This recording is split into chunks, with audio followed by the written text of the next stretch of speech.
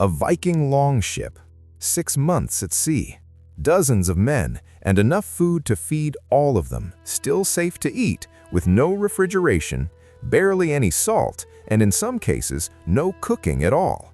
This wasn't rationing. This was a food preservation system so advanced it kept entire exploration crews alive across the North Atlantic. Here is exactly how they did it. Scandinavia gave Vikings almost nothing to work with. Short growing seasons, brutal winters. The moment an animal was slaughtered or a fish pulled from the sea, bacteria started working immediately.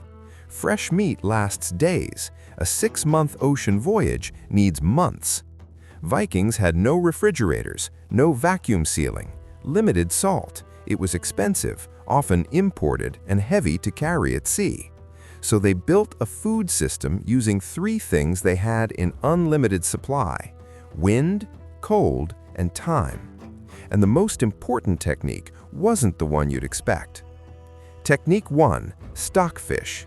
Cod or haddock split open and hung on wooden racks in the open coastal air. No salt, no smoke, just wind and cold doing all the work.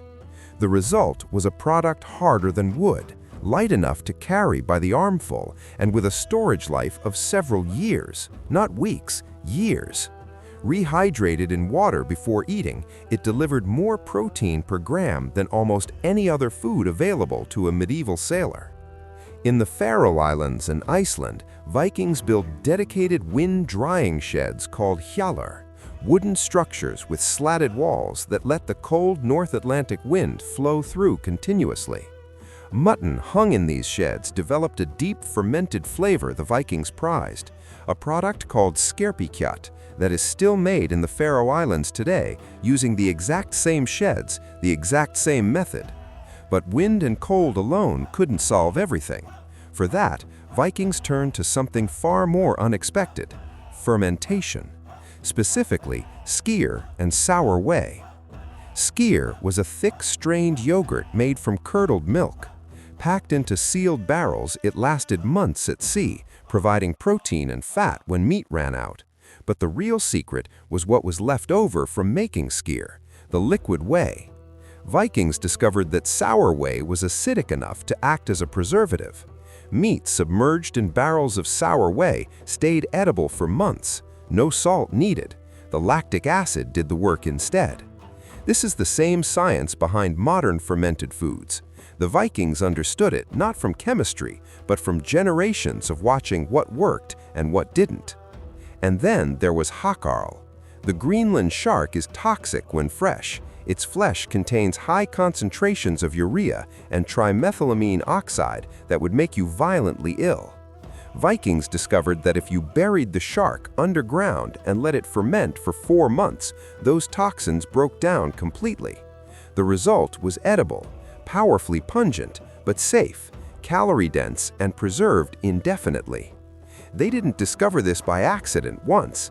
They worked it out systematically and passed the knowledge down for generations. Skyr never went away. You can buy it in most supermarkets right now, marketed as a high-protein Icelandic yogurt.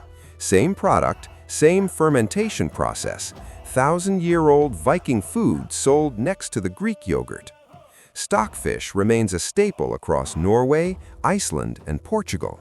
The same wind-dried cod, the same wooden racks, the same cold coastal air.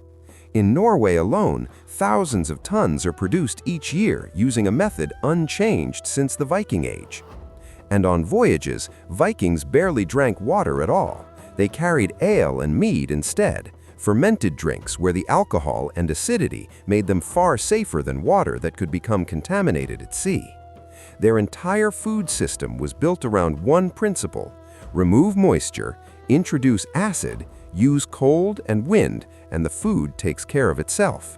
No technology, no chemistry, just an intimate knowledge of how the natural world works.